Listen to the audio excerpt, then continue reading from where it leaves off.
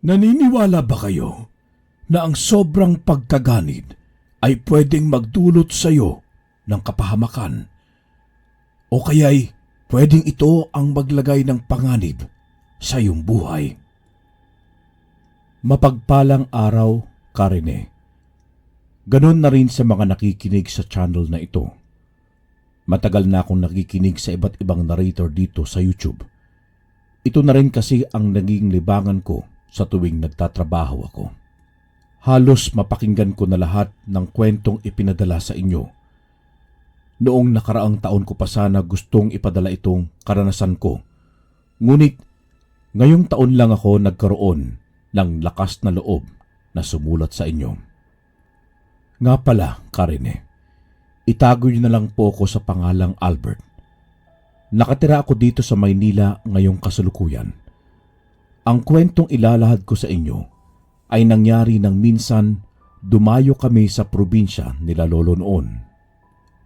Tanda ko pa na nangyari ito taong 1997. Ang tatay ko noon ay tubong Bicol talaga.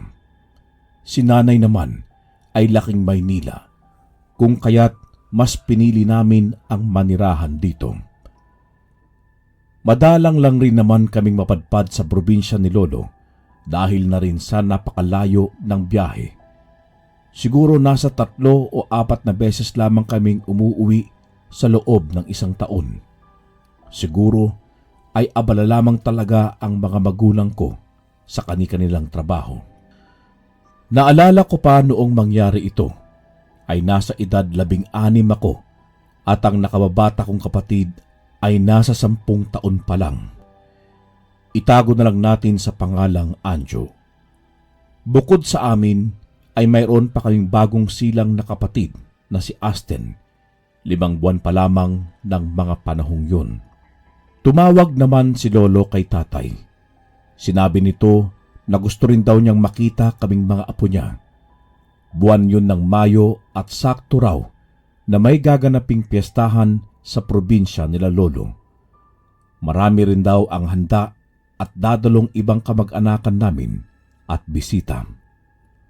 Ganoon naman rin palagi ang pag-uwi namin ng probinsya, kundi piyesta ay kaarawan ni Lolo. Depende pa yon kung walang pasok ang mga magulang ko. Tanda ko pa noon na simple lang ang bahay ni Lolo sa probinsya. Gawa sa kawayan ang sahig nito na nakaangat sa lupa. At ang bubong ng bahay ni Lolo ay gawa lang rin sa pawid at iilang dahon ng nyog. Kung naalala nyo yung mga sinaunang kubo sa mga probinsya, ganon na ganon po yun, Karine. Ang pamumuhay naman noon ni Lolo ay simple lamang. Masasabi kong medyo hindi naman ganoon kahirap dahil kahit papaano ay mayroon silang kuryente.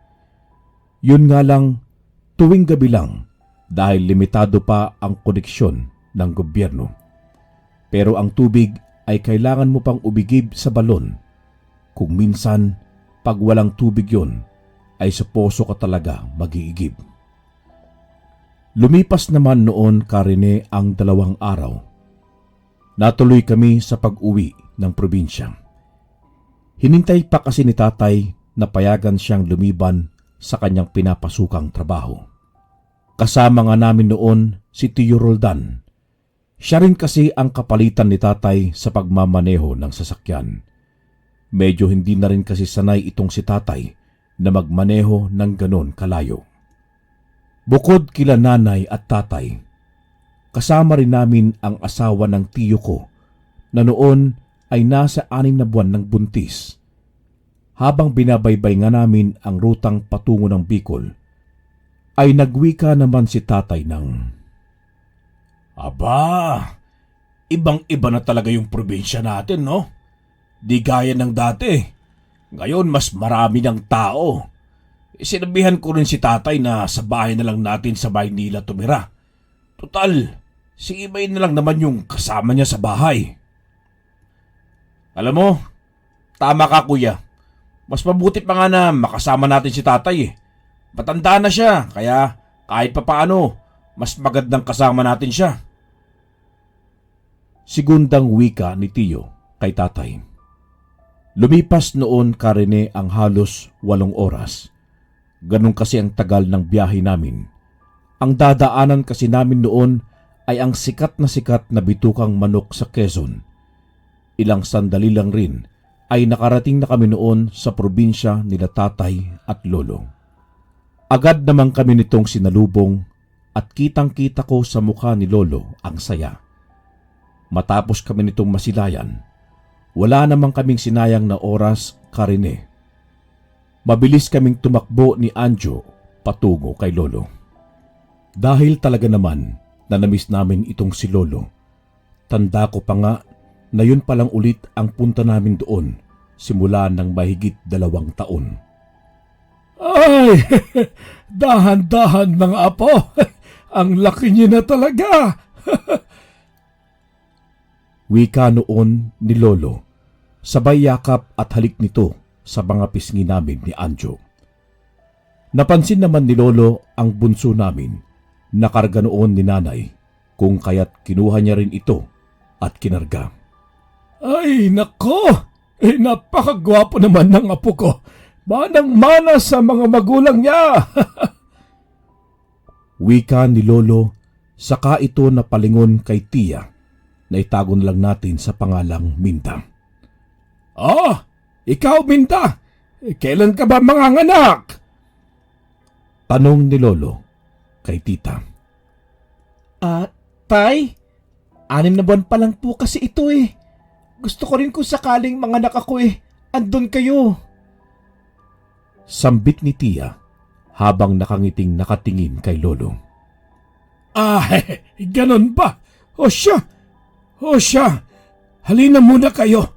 Pumasok na muna tayo sa loob. Naghanda rin ako ng masasarap na pagkain Alam ko naman yung pagod at yung haba ng biyahe ninyo. Wika ni lolo sa amin na agad naman naming tinugunan. Doon ay pumasok na kami at agad ring kumain dahil talagang gutom na gutom rin kami at hindi naging sapat ang mga biskwit na kinain namin sa biyahe. Habang masaya nga silang nagtatawanan habang kumakain, bigla namang lumabas itong si Tiyo Imay. Matalim ang tingin nito sa amin at tila napansin ko ring napabaling ang tingin nito kay Tiya Minda. Pansin ko rin na parang wala sa sarili itong si Tiyo Imay. Imay! Halika rito! Saluhan mo kami! Kararating lang ng mga kuya mo! Wika ni lolo kay Tiyo Imay.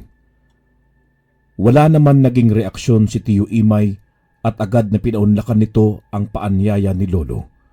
Sobrang saya lang rin naman ng araw na yun. Walang ibang naging usapan kundi puro kumustahan lang. Ramdam na ramdam ko rin ang saya ni lolo sa aming muling munting salo-salo. Hindi naman namin napansin na halos malalim na pala ang gabi sa tagal rin ng aming pag-uusap. Dala na rin kasi ng kasabikan kung kaya't inabot na kami ng ganoong oras. Hindi naglaon. Sumapit na ang oras na kailangan na naming magpahinga. Agad namang nagbilin itong si lolo. Mga apo! Isara nyo na maigi mga pinto at mga bintana. Alam nyo namang mahamog dito sa probinsya. Mamaya, dapuan pa kayo ng sakit. Wika noon ni lolo sa amin. Sa iisang silid lamang kami natulog noon. Pansin namin ang pananabik ng 2 magkapatid. Nang si tatay at tiyo ay doon natulog sa tabi ni lolo. Si Tiya Minda naman ay nakatulog na rin ng maayos dahil pagod na rin ito sa biyahe. Si nanay naman ay katabi ang 2 kong kapatid. Halos hating gabi na yon nang marinig ko pa si tatay at tiyo na nagkukwentuhan. Agad naman akong bumalikwas ng oras na yon dahil nagulat na lang ako nang may bigla akong narinig na kumakaluskos at hindi ko malaman kung saan ito nagmumula. Natakot naman ako na mga oras na yon, Karine. Kung kaya't agad akong tumalakbong at nagbalot ng kumot sa buo kong katawan. ganon na rin ang kaba ko dahil palakas ng palakas ang kaluskos na naririnig ko. Alam kong nagising din si Tia Minda ng sandaling yon at pasimpleng nakikiramdam. Ngunit maya-maya pa ay bigla na lang akong nagulat. Bigla kasing isang malakas na sigaw ang bumasag sa aming katahimikan. Si Tia Minda ay sumigaw ng sobrang napakalakas. Doon naman ay dali-daling tumakbo sila tatay at tiyo kasama si lolo papunta sa kwarto kung nasaan si Tia Minda. Bakit? Minda! Anong nangyari sa'yo? Bakit ang lakas ng sigaw mo? Nananaginip ka ba? Sambit ni Tio Roldan kay Tia Minda na noon ay bakas na bakas sa kanyang muka ang takot. May nakita ako nakasilip sa bintana. Sobrang itim ng mukha at parang hindi tao. Sino yun? Sambit ni Tia Minda habang ito ay umiiyak. Dali-dali namang lumapit si Lolo upang pilit na patahanin itong si Tia. Kasabay naman noon ay ang malakas rin na pag-iyak ni Anjo. Dahilan rin yon para tuluyan na kaming hindi makatulog. Kinaumagahan naman ay napansin kong nasa labas na itong si Tio Imay habang nagwawalis sa bakuran noon. Dahilan naman yon para batiin ko ito habang nagwiwika ng, "Ang aga mo naman ata, Tio, magising." Tanong ko rito. Hindi nga ako nakatulog eh. Si Minda sigaw ng sigaw. Nakakatakot. Alam mo, pag nakita niyo ulit yung nakita ni Minda, kakainin ka nun. Pagwiwika ni Tio Imay na noon ay pawang biro lamang. Dahil bata pa ako noon, sumagot ako dito ng, Kung sino man yun, Tio, alam mo, puputulin ko dila niya pag nagpakita siya sa akin at saka ako ipapakain sa aso." Yun ang naging tugon ko kay Tio Imay. Wala naman naging sagot si Tio Imay nang marinig yun. Doon ay tinawag na kami ni Lolo upang makapag-agahan na. Si Tia Minda naman noon ay balisa at tila ba takot itong mapag-isa. Tuloy pa rin naman ang kamustahan at kwentuhan ng araw na yun. Matapos ang umagang yun, ay naging mabilis naman ang pagsapit ng gabi sa amin. Wala rin kasi akong ginawa sa araw na yun, kundi ang nakipaglaro lang sa kapatid ko sa aming bakuran. Sumapit naman ang gabi noon. Kagaya ng nauna ay sabay-sabay kaming kumain ulit noon. Kasama ko naman sila tatay at tito. Halos kumpleto kami ng gabing yun. Isa lang ang wala sa mesa, si Tio Imay. Wala ito at hindi mahanap ni Lolo kung saan ba ito nagtungo. Matapos kaming makakain, ay nagkanya-kanya munang usapang magkakapatid. Makalipas na magpababa ng kinain, bigla namang dumating si Lolo. Agad na inutusan nito si Tito at Itay, habang nagwiwika ito na maglagay umano ng asin at bawang sa bawat pintuan at mga bintana na mayroon sa bahay. Sumagot naman si Tio Roldan at nagwika ito kay Lolo ng, "Tay, para saan ba ang mga ito?" Pangontra yan doon sa nakita ni Minda kagabi." Sambit ni Lolo kay Tio Roldan. "Pangontra saan po ba, Itay?" Sambit ni Tito noon. "Alam mo, simula kasi nang nawala kayo, ay marami nang nabago sa lugar natin. Nagkalat na kasi ang mga aswang dito sa lugar natin. Pasensya na kayo at hindi ko nasabi sa inyo. Alam nyo, dala na rin ng kasabikan na makasama ko kayo. Patawarin nyo sana ako dahil naging makasarili ako. Kung sasabihin ko kasi, yun baka hindi na kayo pumunta dito. Ngunit, huwag kayong mag-alala. Hindi ko kayo hahayaang mapahamak." Tay, sana lang po hindi totoong aswang yung nakita ng asawa ko kagabi. Sambit ni Tio kay Lolo. "Ay, sana nga.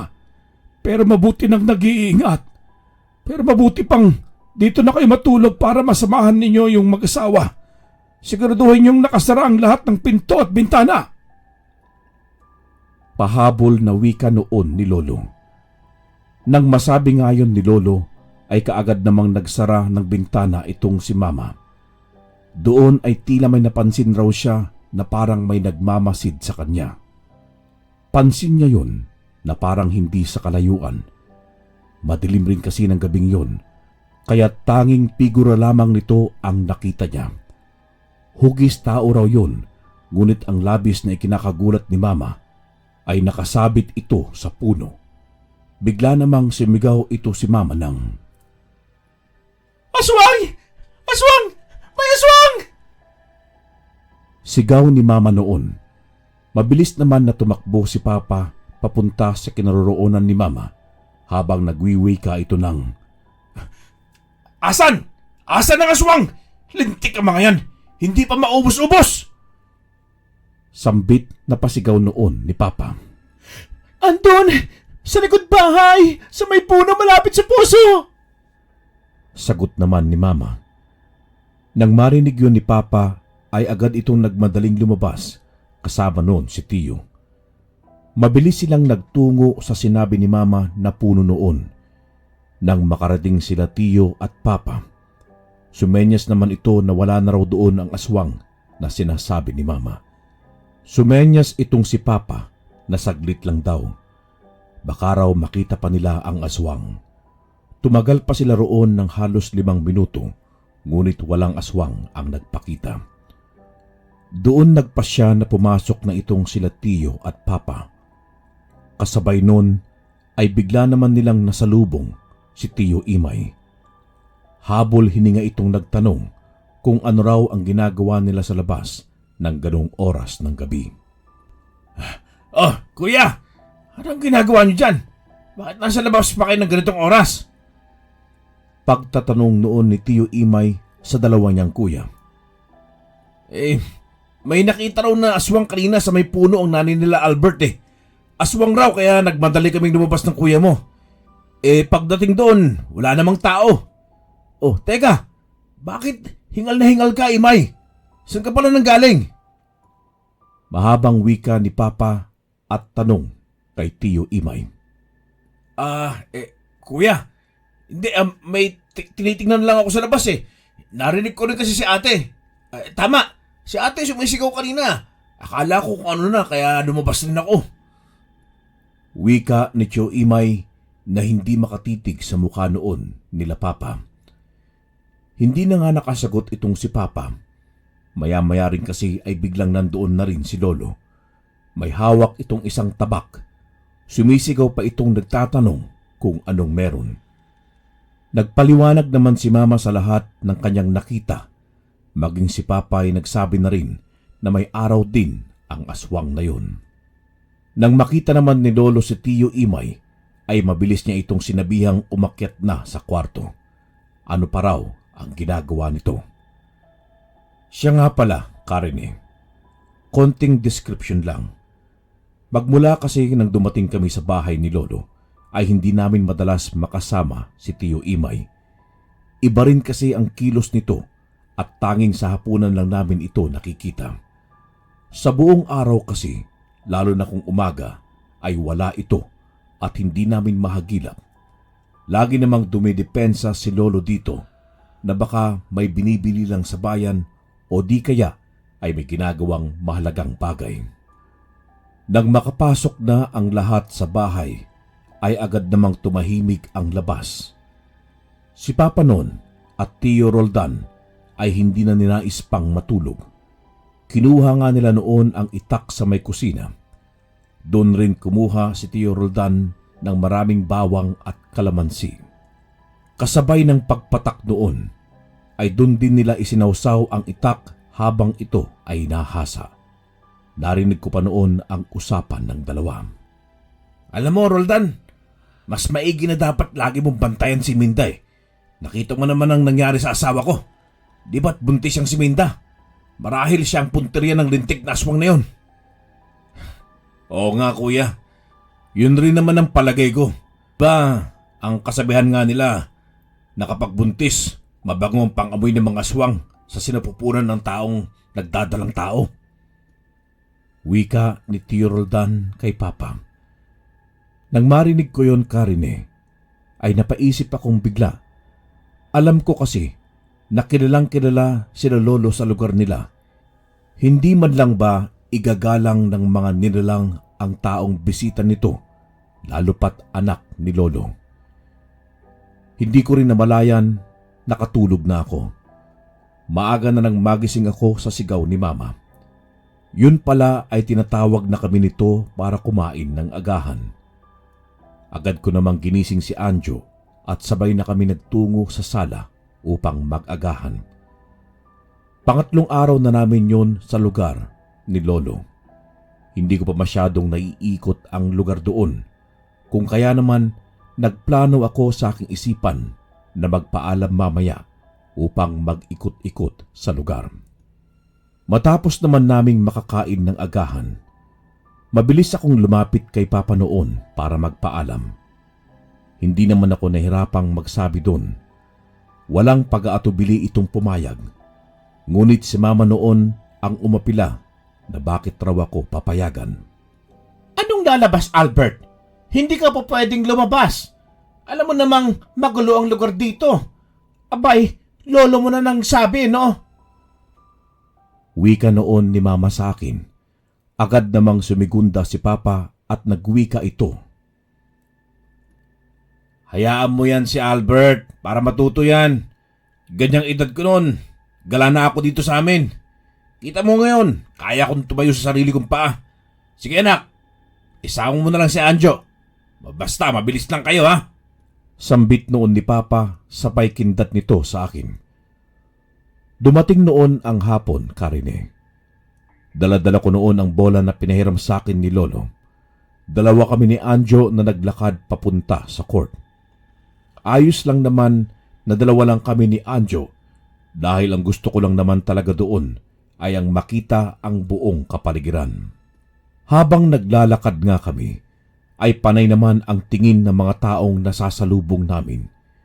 Tila parang kilala kami nito at ang iba pa ay nagbubulungan. Doon ko bahagya na narinig ang sinabi ng lalaki sa kanyang kausap. Uy, tingnan mo. Yan yung anak ng kapatid ni Imay. Grabe, kawawa naman eh. Balita ko hindi na mapigilan na mag-ama ang kanilang pagkasabik sa sariwang karne. Ay, oo nga.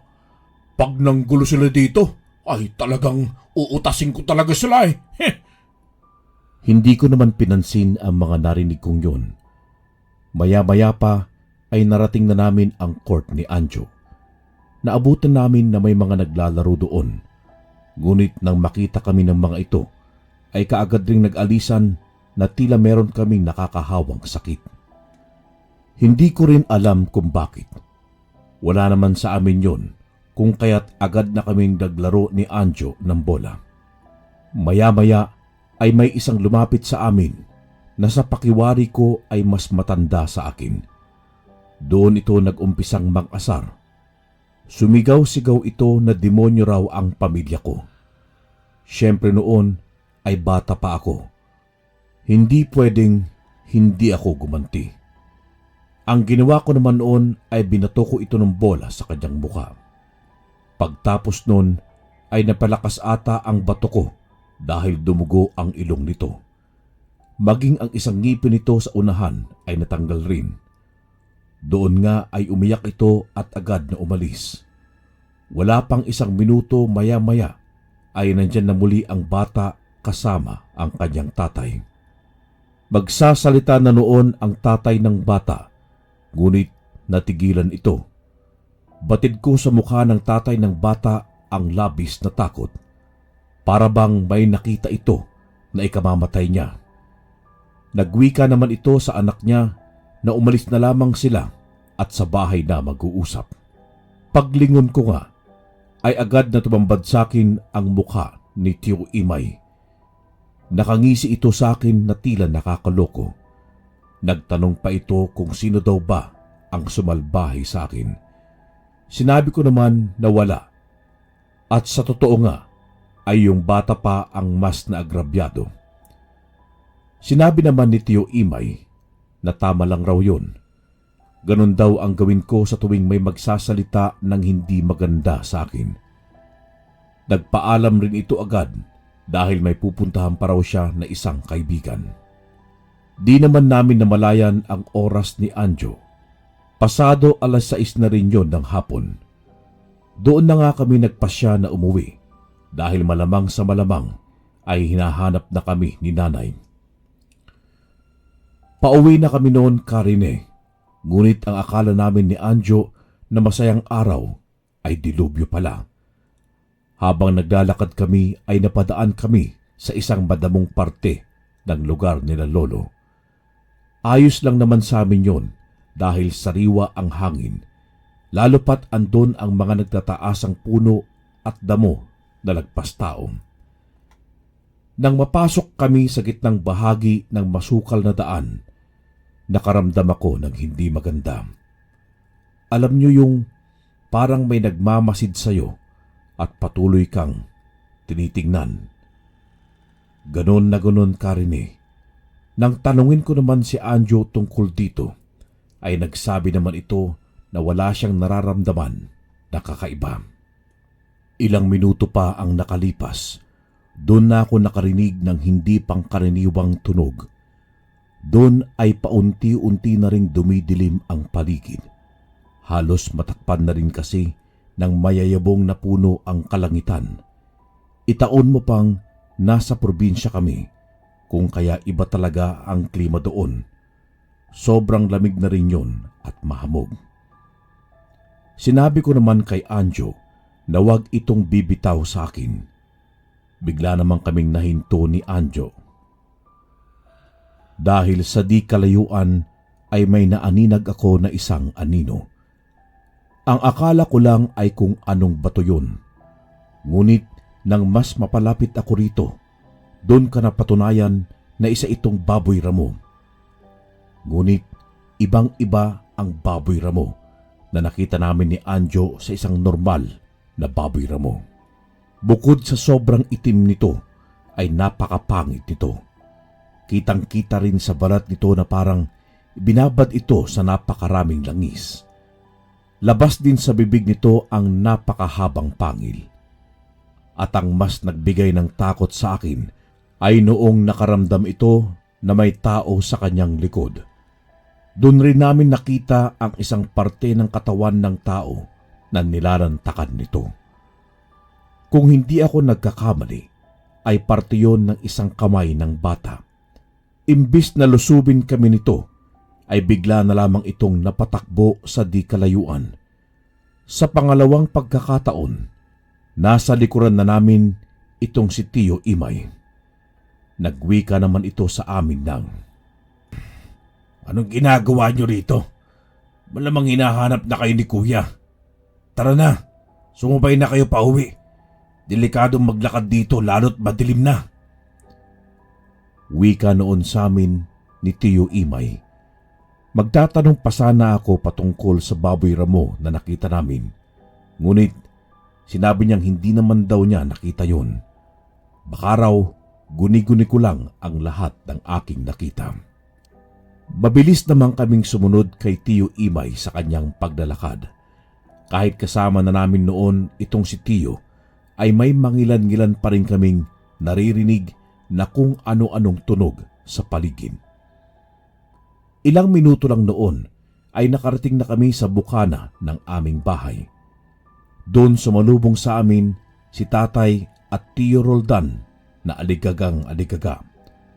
Habang nagtatanong itong si Tatay kung saan kami nanggaling, ay siyang bunganga naman itong si Nanay. Walang tigil itong pinagsasabihan si Tatay na paano na lang kung may nangyari sa aming masama. Sumabat naman noon si Tio Imay sa dalawa. "Ay, Kuya, nakita ko sila Albert kanina. Napasok sila sa bandang masukal na daan. Kaya naman sinundan at sabay na kaming bumalik dito. Wala namang masamang nangyari sa kanila. Sa katunayan, sila ang may ginawang mali eh. Duguan pa nga yung nakaaway nila." Mahabang paliwanag ni Tiyo Imay. Teka, ano? Totoo ba Albert sinasabi ni Imay? Anong nangyari sa inyo? Wika noon ni tatay. Kita mo na, malalagay pa sa panganib yung mga bata. Kung nakinig ka sana sa akin na hindi sila payagan, edi sana walang gulo. Pasigaw na wika naman noon ni nanay. Nay, tay, wala pong masamang nangyari. Yung bata na tinutukoy ni Tiyo Imay ay siya rin naman ang may kagagawan kung bakit nangyari yon. Paano? Tinawag nila kaming demonyo ni Anjo. Wala naman kami ginagawa sa kanya. Sambit ko kinila nanay at tatay. Yung nangyari naman sa pagkakakita namin sa Baboy Ramo ay hindi ko na nasabi pa kay nanay at tatay. Nawala na rin kasi sa isip ko ng mga sandaling yon at pumasok na kami ni Anjo sa bahay upang magpalit ng suot. Nang makapasok na kami ay kaagad namang sumunod sila nanay at tatay. Nagsabi pa ito na bilisan daw namin ni Anjo ang gumayak dahil kakain na raw kami. Inabutan ko naman sa kusina si Tia Minda na abala sa pag-aayos ng aming hapunan. Di nagtagal, nang matapos kami ni Anjo ay kaagad rin kami nagtungo sa mesa upang kumain na ng hapunan. Kagaya ng mga naunang araw ay ganon at ganon pa rin ang ayos. Wala na naman doon si Tiyo Imay, ngunit si Lolo ay andun na. Habang kumakain kami ay bigla namang nagtanong si Lolo sa amin ni Anjo. Mga apo, hindi ba kayo sinaktan ng Baboy Ramo kanina?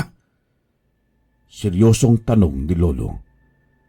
Napakunot naman ang noo ko nang marinig ko ito mula kay Lolo. Inisip ko pa na paano niya nalaman ang lahat samantalang wala naman siya nung nangyari yun sa amin ni Anjo. Ano po, Lo?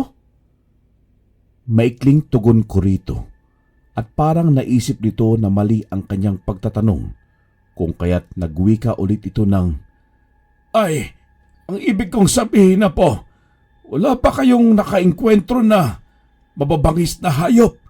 Alam nyo kasi paggabi ay pag-alagala na ang ibang hayop na nanginginain dito sa baryo. Kaya palagi kayo mag-iingat kung lalabas kayo ng madilim na. Mahabang paliwanag ni Lolo sa amin.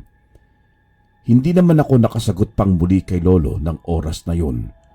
Bigla na rin kasing nag-usap sila tatay at Tiyo Roldan.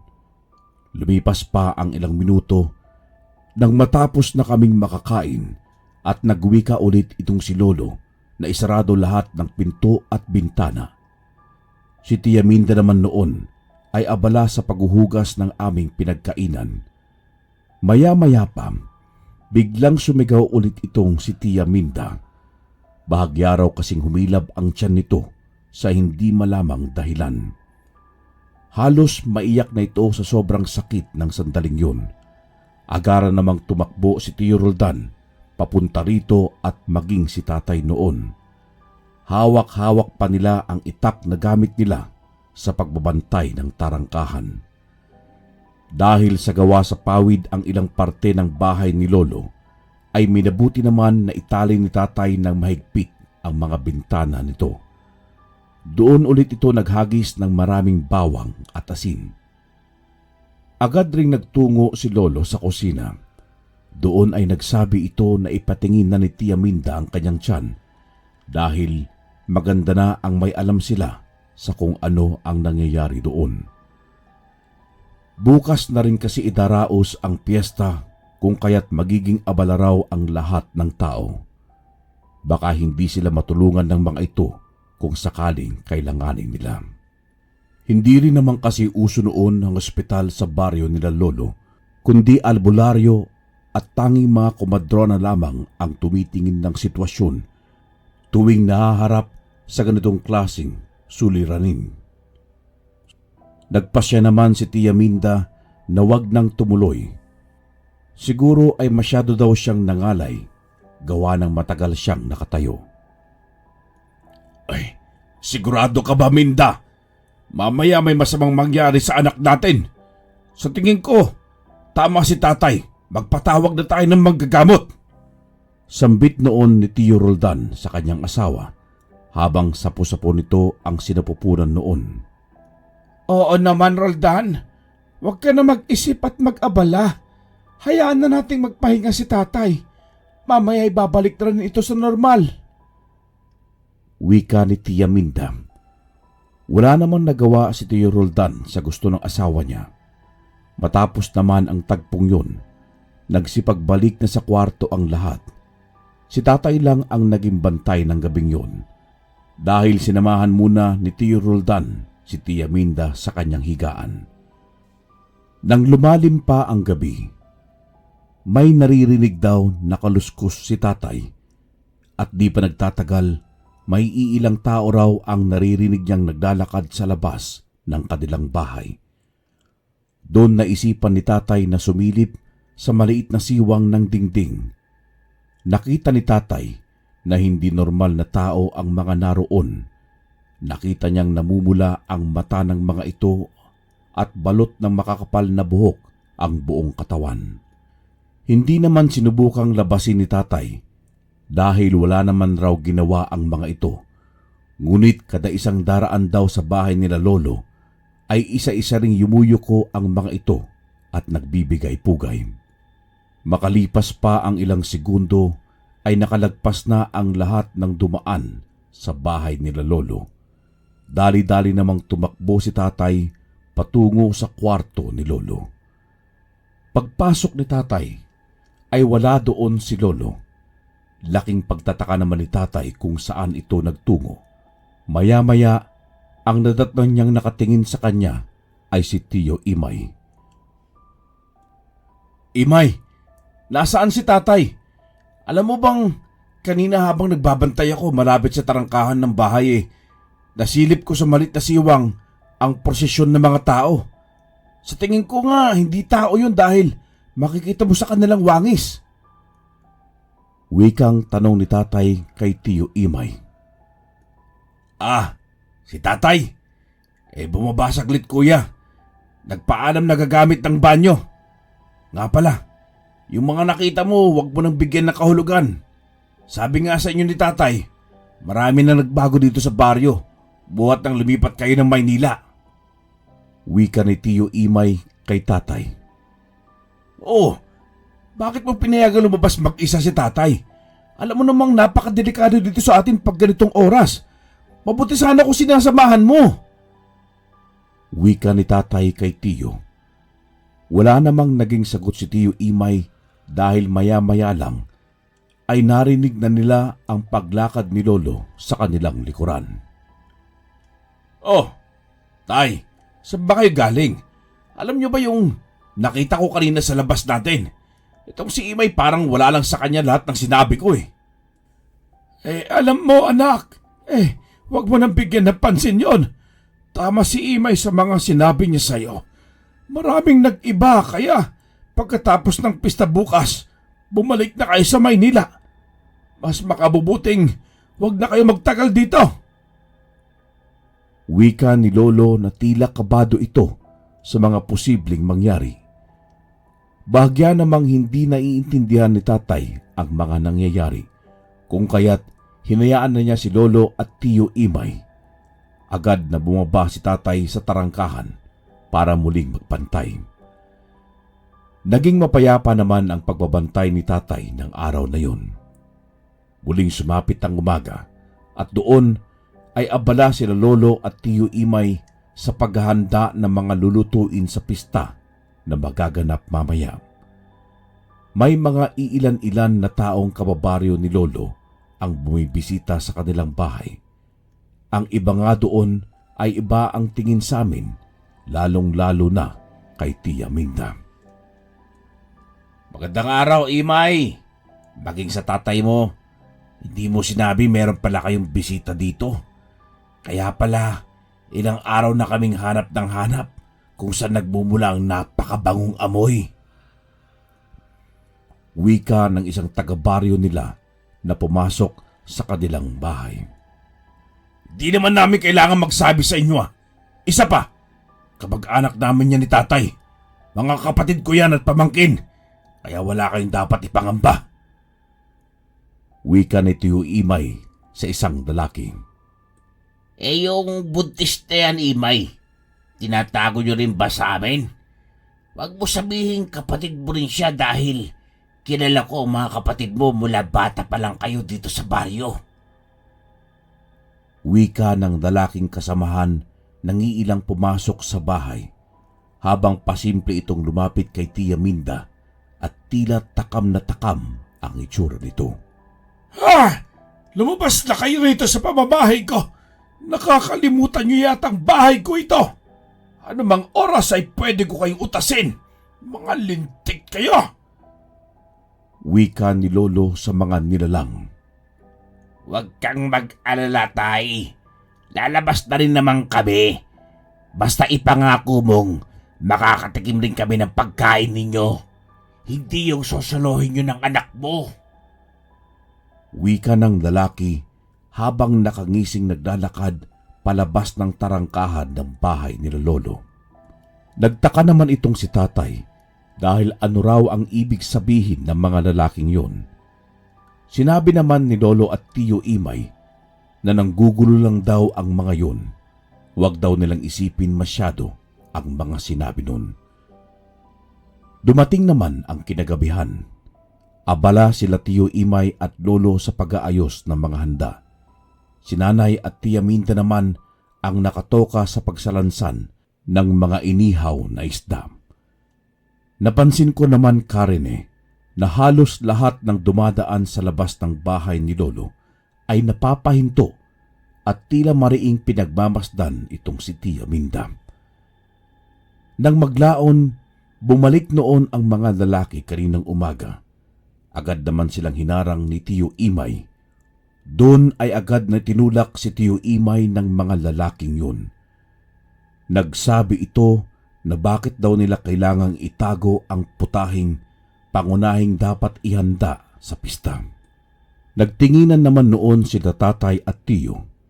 Sinabi rin kasi ng lalaki kay Lolo na kung alam na daw ba ng mga kamag-anak ni Lolo ang totoong lihim nilang magtatay.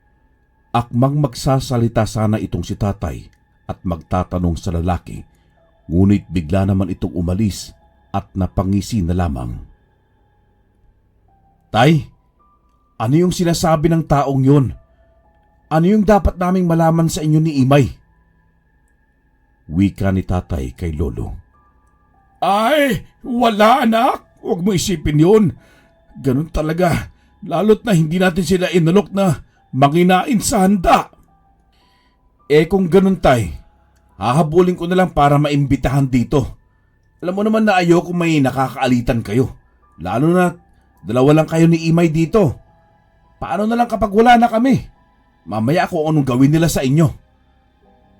Mahabang wika ni Tatay noon kay Lolo na abalang nag-aayos ng mga pinggan. Alam mo anak, kami magagalaw dito. Laking takot nila kay Imay kapag binalak sila. Di ba Imay? Oo Tay.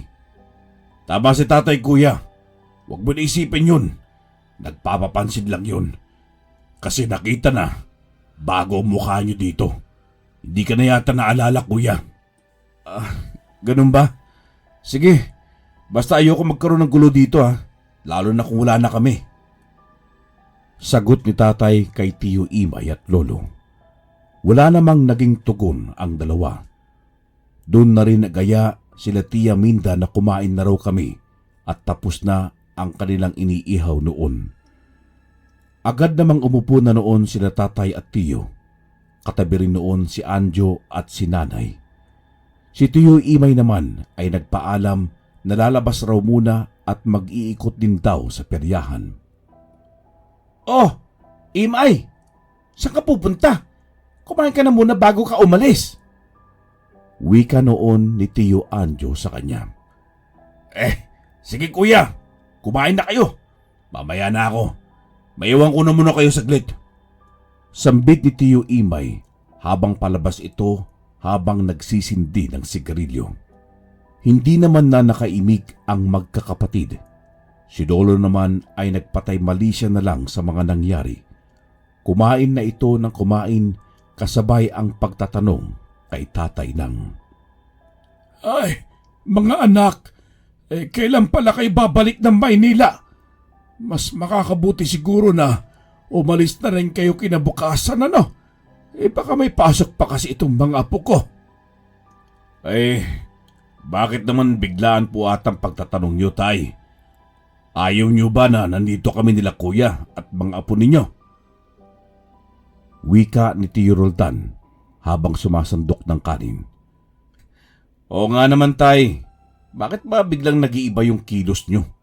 Ngayon naman nagtatanong kayo kung kailan kami uuwi. Parang ang labas niyan, tay. Ayaw mong andito kami ng mga bata Isa pa nung tumawag ka. Ikaw pa yung madaling-madali na magpunta kami dito. Ngayong andito na, mamadali mo naman kaming bigla, tay. Ano ba talaga, tay? Mahabang paglalahad ni tatay kay lolo. Wala naman akong ibig sabihin, mga anak. Pero sige, kung gusto nyo dito na muna kayo. Wala naman akong magagawa. Matapos ang usapang yun, ay muling nagpatuloy si tatay at lolo sa pagkain. Nang matapos kami, ay hinahanap naman ni lolo at tatay si Tio Imay. Halos mahigit kasing 2 oras na itong nawawala at hindi pa bumabalik buhat na magpaalam ito. Sinabi naman ni Tio Roldan na hahanapin niya muna. Maiwan daw muna si tatay at Tia Minda. Nagsabi pa si lolo na delikado ang gagawin yun ni Tio Roldan, lalo't hindi na siya kilala sa lugar, ngunit wala naman itong nagawa. Mapilit si Tio Roldan na hanapin si Tio Imay. Doon nga ay nagdala ito ng isang tabak. Habang naglalakad raw noon itong si Tio Roldan, ay may biglang lumapit sa kanya. Tila lasing raw yon at nagtatanong kung dayo raw ba itong si Tio Roldan sa kanilang lugar. Hoy! Dayo ka ba dito? Bakit may dala-dala kang itak? Anong pakay mo sa lugar namin? Wika raw ng lalaki kay Tio Roldan. Nang marinig naman yun ni Tio Roldan, ay agad itong umatras at nagtanong. Hindi po. Sa katunayan may hinahanap lang ako. Yung kapatid ko si Imay. Baka kilala po ninyo. Wika ni Tio Roldan sa lalaki. Pagkatapos raw marinig ng lalaki ang pangalan ni Imay, ay bigla naman itong umaayos ng pakikipag-usap sa kanya. Bigla raw itong parang natakot at biglang nag-iba ang ekspresyon ng mukha. Ano? Kapatid mo si Imay, tama ba? Pasensya ka na, Ginoo. Hindi ko kayo nakilala. Hindi ko nakita si Imay Wika ng lalaki sa maamong tono. Mabilis rin namang umalis si Tio Roldan noon. Ilang saglit pa nga ay nakita ni Tio Roldan ang lalaking nagtungo sa kanilang bahay. Saka ito nagwika kay Tio ng, Hindi ba ikaw yung kapatid ni Imay? Bakit ka nandito? Hindi mo ba alam kung anong lugar ang pinasok mo? Ako ang kapatid ni Imay. Bakit niyo ba tinatanong? Kanina pa kayo May problema ba kayo sa amin? Sambit ni Tio Roldan habang nakahawak sa kanyang tabak na nakasukbit sa bewang. Kuya! Wag! Ano ginagawa mo rito? Wika ni Tio Imay kay Tio Roldan, sabay hinatak ito pabalik sa bahay nila. Muwi ka na nga, Imay! Ngayon lang kami bumisita ng kuya mo. Hindi ka man lang mapirmi sa bahay. Pero, kuya, kaya ako to ginagawa dahil... Hindi na natuloy ni Tio Imay ang sinasabi nito dahil biglang sumigaw ang lalaki sa kanya. Mamaya! Maghintay kayo. Kami na magpapakita ng kalotohanan sa inyo! Saad ng lalaki sabay alis at naglakad na ito ng mabilis. Mabilis na ring umuwi sina Tio Roldan at Tio Imay. Pagdating nga nila sa bahay, doon nila inabutan si Tia Minda na muling nagsisigaw. Nagkwento ito na habang naguhugas raw siya, ay mayroong isang nilalang ang nakasilip sa siwang ng kusina. Mapulang-mapula ang mga mata nito. Doon ay sumigaw siya ng malakas. Nung tingnan naman nila tatay ang labas ng kusina, ay wala namang tao roon o kahit anong bagay. Imay, magtapat ka nga. Ano bang sinasabi ng lalaking yun? Bakit lagi nakakaramdam ng ganitong tiyaminda mo? Malakas na sambit ni Tio Roldan na tila noong oras na yon ay galit na galit na. Kuya, wala talaga. Hindi ko alam sinasabi nila. Mabuti, dali mo na sa kwarto si Tia Minda. Salaysay ni Tio Imay. Nang marinig yon ni Tio Roldan, ay tila duda ito sa sinasabi ng kanyang kapatid. Bigla namang isang malakas na mga kalabog ang pumukaw sa atensyon nila. Sobrang lakas nun na parang binabato ang bahay nila lolo. Tansya ko rin na pasado 10:00 na ng gabi. Agad namang lumabas si lolo. Pasimple rin itong tumingin kay Imay na tila tinatawag ito para sumunod sa kanya. Imay, magmadali ka. Roldan, ipasok mo muna sa Minda at ang mga apo ko. Kahit anong mangyari o marinig, huwag kayong lalabas ng bahay. Mamaya ko ipapaliwanag ang lahat. Sambit ni lolo at mabilis itong lumabas. Laking pagtataka naman ni Tio Roldan at bakit ito pinatay ang lahat ng ilaw sa loob ng bahay ni lolo. Maging si tatay ay hindi na alam ang nangyayari. Bilang panganay ay ito ang nagmando kay Tio Roldan. Tumahimik naman ang kapaligiran nung makalabas na sila lolo at Tio Imay. Sandali namang nagmasid at nakinig si tatay noon sa dingding ng bahay. Maya-maya ay isang malakas na pag-angil ang kanyang narinig. Doon na biglang umingay ang labas ng bahay. Hindi naman nakapagpigil si tatay at bahagyang sumilip ito sa siwang ng dingding. Doon nga ay nakita niyang napapalibutan ng iilang nilalang sina lolo at Tio Imay. Nakita nga ni tatay ang iilan sa mga ito na merong matatalas na kuko at ang nagpakilabot sa kanya ay nang makita niya yung lalaki na nagpunta sa bahay na nanlilisik ang mata. Punong-puno rin ng makakapal na buhok ang katawan nito at mistulang isang mabangis na aso dahil sa mahahaba nitong pangil. Nalintikan na. Roldan, kunin mo isang tabak na nakababad sa bawang. Aswang ang nasa labas. Magmadali ka! Wika ni tatay kay Tio Roldan. Nang makuha nga ni Tio Roldan ang tabak, ay agad itong ibinigay kay tatay. Doon naman nagsabi itong si tatay na bantayan kami at si Tia Minda. Si nanay naman noon ay nasa harapan ko. Hawak-hawak si Anjo at ang nakababata kong kapatid. Walang ano-ano'y biglang binuksan ni tatay ang tarangkahan ng bahay ni lolo. Sa tansya ni tatay ay di lalagpas ng 10 ang nakapalibot noon sa kanila.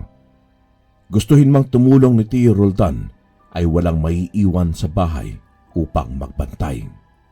Anak, bakit ka pa lumabas? Pumasok ka doon at bantayan mo ang asawa mo at ang mga apo ko. Hayaan mo na sa amin ito ni Imay. Mga hindi mapakaling aswang porket alam mo nilang may buntis sa pamamahay ko.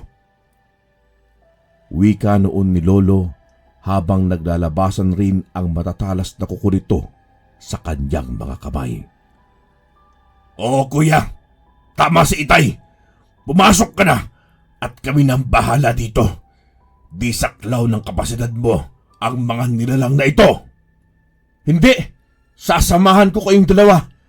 Wala na tayong magagawa kundi lumaban. Sana sinabi niyo itong sikreto sa akin? Wika ni tatay sa dalawa. Magsitigil kayong tatlo! Matapos namin kayong utasin, kukunin namin ang buntis sa bahay nyo. Pagsuway ang ginagawa nyo sa ating pangkat, Imay! Maging ikaw, tanda! Nakakalungkot lang na dito ka na rin mamamatay! Wika ng nilalang sabay angil ito ng napakalakas. Doon naman ay nagtakbuhan ang iilang nilalang na nagmistulang mga baboy ramo na nasa kaanyuan ng tao. Kitang-kita ko rin sa siwang ng dingding ang pagpapalit anyo ni Tiyo Imay. Doon ako nahintukutan dahil sa mga nakita ko. Alam nyo ang kakayahan namin. Hindi namin hahayaan na pakialaman nyo ang pamangkin at mga kapatid ko. Tay! Tay na! Wika ni Tiyo Imay, sabay sugod rin kasama si Lolo sa parte kung saan nakatayo ang ilang nilalang. Si tatay naman, hawak ang tabak ay winasiwas ito. Nang nasa harapan niya na ang isa, ay mabilis siya nitong nakalmot at doon nagtamo si tatay ng sugat sa bandang likod. Dahil sa pag-atake ng nilalang kay tatay, doon ito tuluyang nawalan ng balanse at napahiga sa lupa. Akmang bubuelta ang nilalang at pasugod na tatalon kay tatay, ay isang matalas na bagay ang tumagos sa kalamnan nito. Doon lumitaw sa harapan niya si Tiyo Imay na nakatarak ang kanang kamay sa nilalang. Ayos ka lang ba, kuya? Tumayo ka na at huwag kang aalis sa tabi ko. Sambit ni Tiyo Imay habang iniaabot ang mga palad nito upang maitayo si tatay. Nang makatayo si tatay, ay nakarinig sila ni Tiyo Imay ng isang pagsigaw. Si Lolo. May tama si Lolo at tila umalsa ang kaliwang balikat nito dahil sa pagbaon ng kuko ng lalaking kasagupan nito. Agad namang nagsenya si Lolo na kaya niya at malayo sa kamatayan ang natamo nito. Ang lalaki naman noon nakaharap ni Lolo ay parang uhaw na uhaw sa dugo dahil matapos maalis ang kuko nito ay agad rin nitong dinilaan ang dugo ni Lolo habang nagwiwika ng, Ang sarap talaga ng dugo ng mga taong kagaya mo, tanda. Hindi ka naman purong aswang. Kaya lasang-lasa ko sa iyo ang dugong nananalitay bilang isang individual na tao. Pero hindi ba't mas nakakatakamang nasa sinapupunan ng babaeng nasa inyo? Tumigil ka! Hindi umaaring magalaw ang magiging apo ko. Wala na kayong sinisino. Ang labis mong pagiging madupang ang siyang magwawakas sa iyong buhay. wika ni Lolo habang sapo-sapo ang balikat nitong duguan. Marami ka pang sinasabi. Tingnan natin, tanda! Sambit ng nilalang sabay patakbong sugod nito kay Lolo. Sa tagpong yun ay mabilis na tumakbo si Tiyo Imay at imbis na si Lolo ang matamaan, si Tiyo Imay ang sumalo ng matatalas na kuko nito na siyang bumaon sa kalamnan ni Tiyo Imay. Ngumisi lang ito at akmang ibabaon ulit ang kamay nito. Ngunit doon niya nakita na hawak-hawak ni Tiyo Imay ang kamay nito at mariing niyakap ang nilalang upang hindi na makaalis pa. Kuya, itarak mo ang tabak! Magmadali ka! Hindi ko na kaya pa! Sigaw ni Tiyo Imay kay tatay. Nang makita ni tatay ang sitwasyon, doon bumalik sa kanyang kaisipan ang masasayang tagpo nilang magkapatid at magtatay noong mga bata pa lang sila.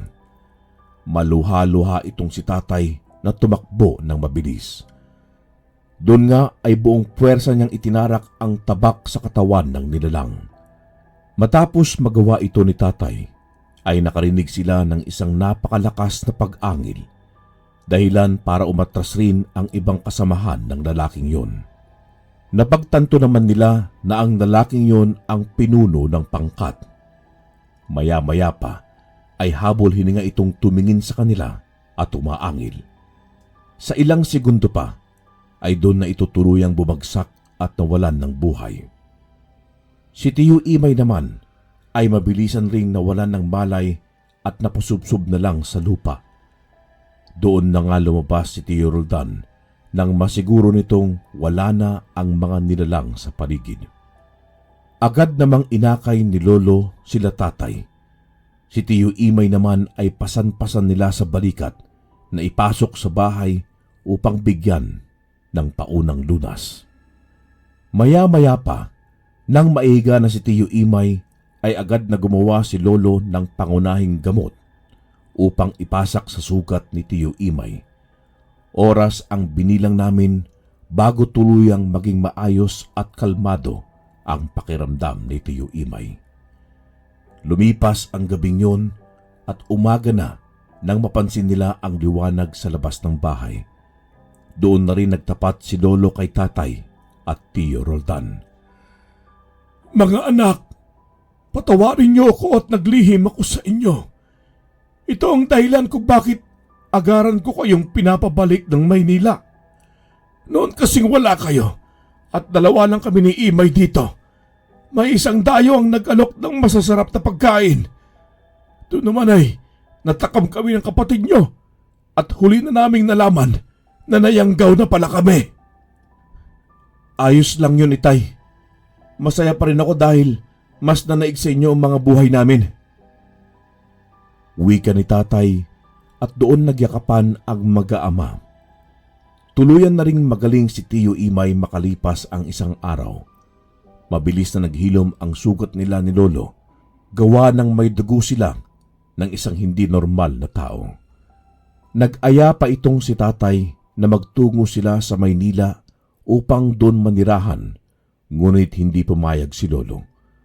Masaya na raw siyang bumibisita kami doon paminsan-minsan. Isa pa ay ligtas naman raw siya, lalo't nandun si Tiyo Imay. Doon na kami nagpasyang umalis, Karine. Bumalik na rin kami nila Tatay pa Maynila.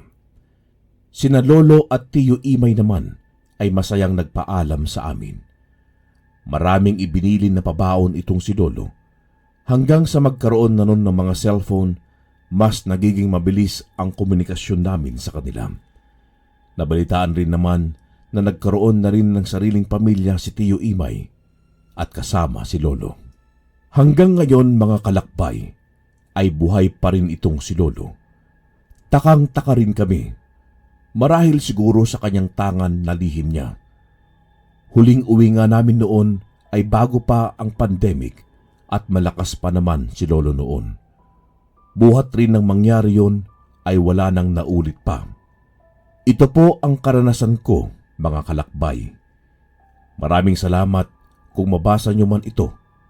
Papakinggan ko palagi sa inyong channel kung sakaling mapasama ang istorya ko. Muli, salamat sa bumubuo ng manlalakbay at lalo na sa iyo, Karine. Muli, ako po si Albert ng Maynila. Wakas.